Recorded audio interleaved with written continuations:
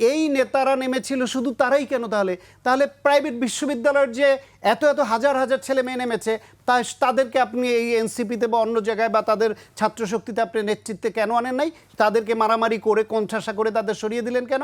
দেশের যে কৃষক শ্রমিক বা বিভিন্ন পেশাজীবী শ্রমজীবী যারা রাস্তায় নামলো, যে ছোট ছোট শিশুরা রাস্তায় নেমে গলি খেলো, দেশের নারীরা রাস্তায় নেমে আসলো। সুতরাং এটা একটা ঐক্যবদ্ধ একটা অভ্যুত্থান, যেটা ফ্যাসিবাদের বিরুদ্ধে 16 বছর ধরে যে রাগ ক্ষোভ, তাদের নিপীড়নের শিকার যে মানুষগুলো, তার একটা বিস্ফোরণ ঘটেছে। সেই বিস্ফোরণের নেতৃত্বের জায়গায় এই ছাত্ররা এসছে, তারা বড় ভূমিকা পালন করেছে। তার মানে এই না যে তারা পলিটিক্যাল স্টেক হোল্ডার হবে, প্রতিযোগিতায় নামবে, তারা অন্যের বিরুদ্ধে বক্তব্য দিলে তাদের বিরুদ্ধে কিছু বলা যাবে না।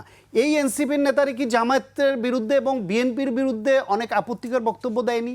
সেটা কি তাদের দেওয়া উচিত হয়েছে?